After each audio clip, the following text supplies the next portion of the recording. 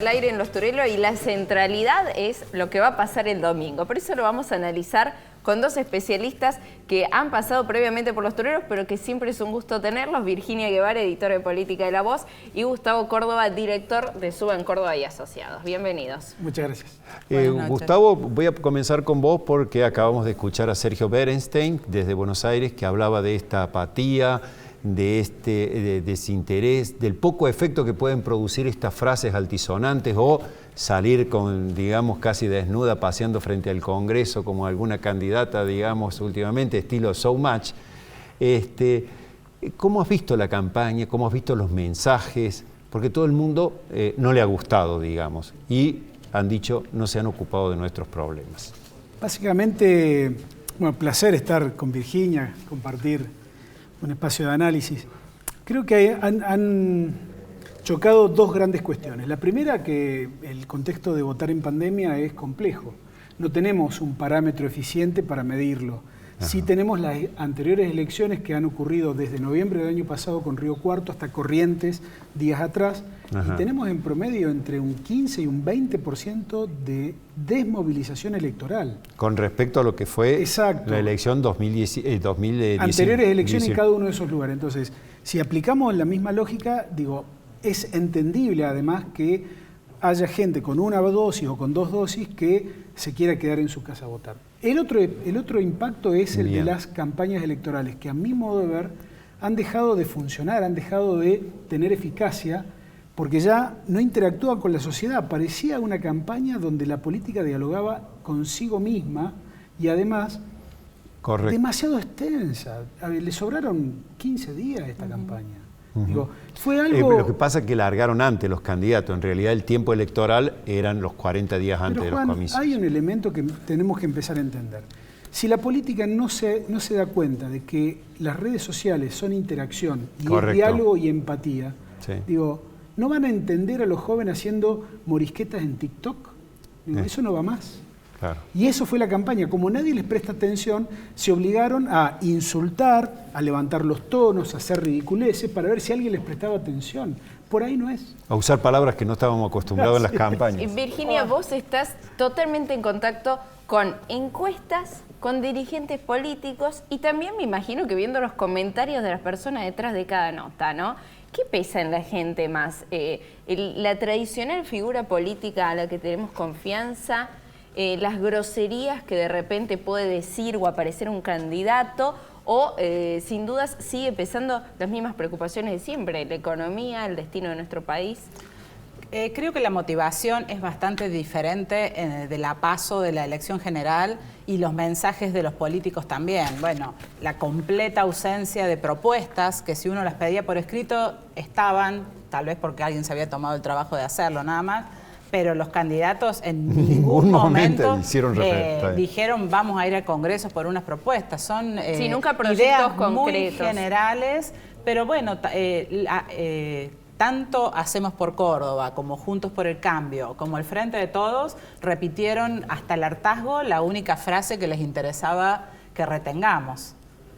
A favor del gobierno, en contra del gobierno, a favor de Córdoba. Está bien. En el caso de Juntos por el Cambio estuvieron obligados a una diferenciación por la interna que tienen. La verdad que creo que después del resultado, es esa campaña puntual de Juntos por el Cambio tal vez demuestre alguna eficacia en algún sentido. ¿A qué me refiero?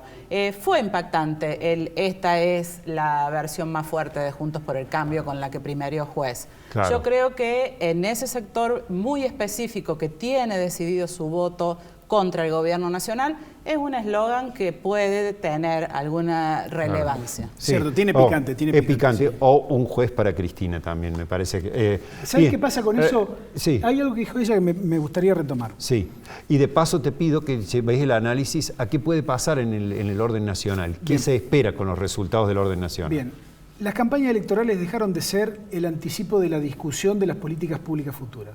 Sí. Pasaron a ser una suerte de plebiscito emocional donde lo único que hacemos es descalificar al adversario. Es una locura, pero bueno, así es el formato de estas campañas. A nivel nacional, yo creo que hay que ver que el gobierno nacional puede perder unos votitos respecto de la presidencial, pero va a ser una gran elección basado en la provincia de Buenos Aires. Córdoba, de nuevo, en las antípodas de los promedios nacionales. Habrá que ver si el liderazgo de Larreta se termina de consolidar con un buen resultado. Es decir, que vos decís que el mapa, digamos, electoral va a ser en la noche del domingo muy parecido al que conocimos en la noche del 2019. Sobre todo por la atracción de la provincia de Buenos Aires. Eso, y lo que importan son cuántos votos retiene el oficialismo en la provincia de Buenos Aires. Va a retener muchos porque Kicillof es un gobernador que tiene una muy buena imagen, muy buena gestión, sobre todo basado en la política de cuidado y el tema de la vacunación. Además, es un resultado que no es tan fácil, recién conversábamos con él, no es tan fácil de leer lo que ocurre el domingo a la noche. No es tan fácil como decir cuántos votos a favor y cuántos votos en contra del gobierno nacional. Es una elección nacional, pero lo que importa, que es la futura conformación del Congreso, se decide en cada jurisdicción. Y son igual de importantes los 3 senadores de Tucumán que los de Córdoba, más allá de la cantidad de votos que signifique cada uno. Claro. Recordemos lo que está en juego en la elección, que es conservar el quórum propio que tiene el Frente de Todos en el Consejo, estamos hablando en el Senado, y procurar acercarse al que necesita en diputados.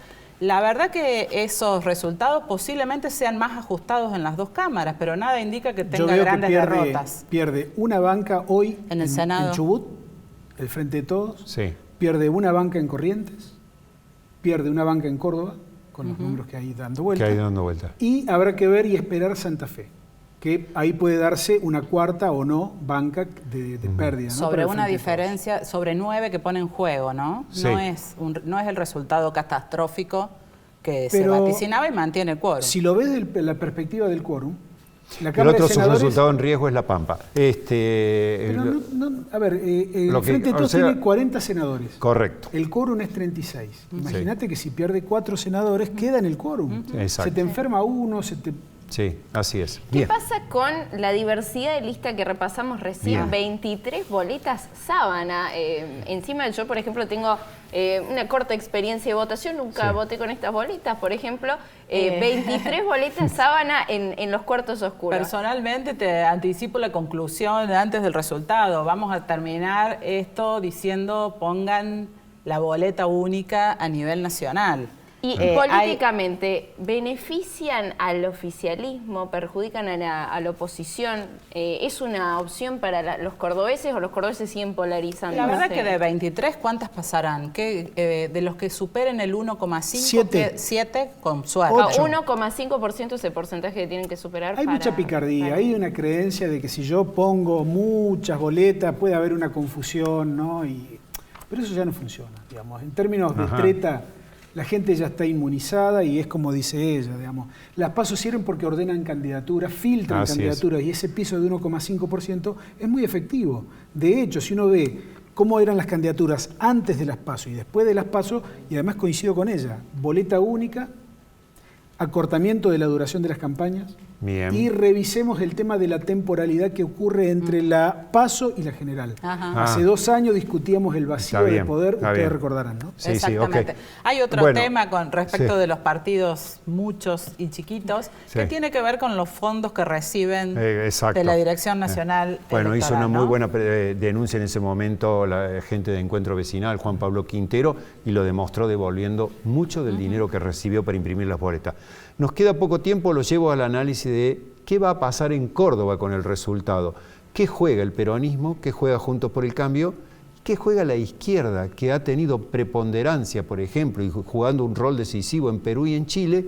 Y, dicho entre comillas, no arranca en la Argentina, pese a que la mitad de la población, casi la mitad de la población está en la pobreza y no tiene a lo mejor un discurso para captar eso. Es decir, un fenómeno que va a contramano, vos dirías, de lo que pasa en América Latina. Estoy escuchando a un amigo mío en mi conciencia, pero no hay peronismo. Claro, exacto. O sea, el peronismo es una base de contención de la izquierda en la Argentina. Del conflicto social, en realidad, también. Del conflicto social. Y lo que es interesante observar es que Córdoba, la izquierda va a tener una buena elección. O sea que la interna de, llamémosla así, entre comillas, la interna de los piqueteros va a reflejar el conflicto social en el peronismo. De alguna manera, pero... a ver, Laura Vilches va a ser una muy buena elección. Yo creo que tiene un gran perfil. va a ser la única figura destacable, digamos, dentro del panorama de las listas. De todo el resto con de las pocas boletas. pretensiones, ¿no?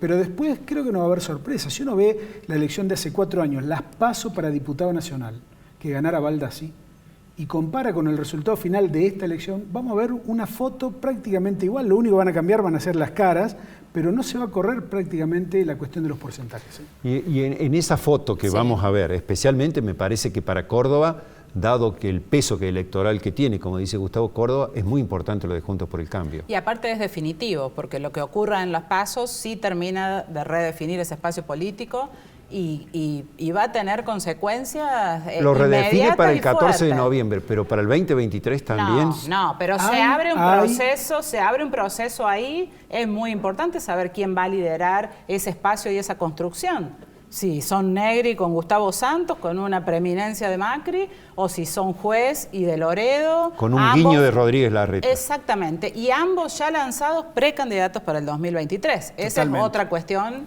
que está... Digo, Macri, después de exteriorizar tanto amor por Córdoba, que reciba un rechazo electoral en Córdoba, no es un dato menor e imposible soslayar a nivel nacional. No va a venir a vivir a Córdoba entonces.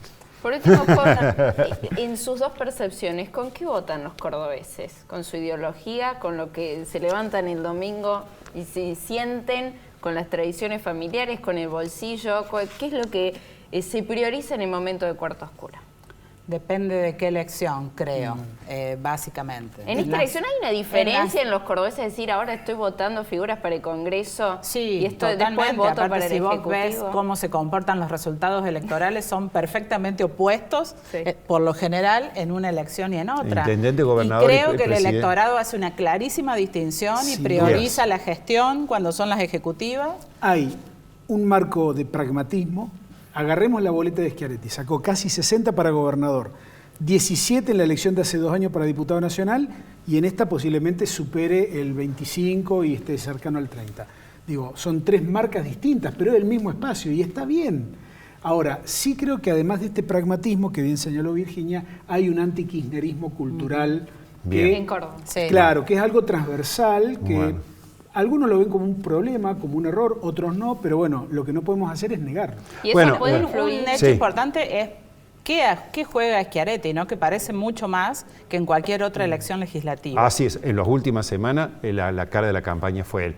Pero bueno, le decimos a nuestros televidentes que a través de Twitter, Gustavo Córdoba lanzó que acepta propuestas por un asado, digamos, en cuanto al resultado electoral. Nosotros hemos hecho una con él. Y por supuesto, el 14 de noviembre van a conocer el resultado y quién debe pagar ese asado. Que van a estar invitados, además, Virginia Vergara, por haber compartido este espacio, que lo esperamos repetir antes de esa elección. Muchas gracias por estar con nosotros. Gracias a ustedes. Por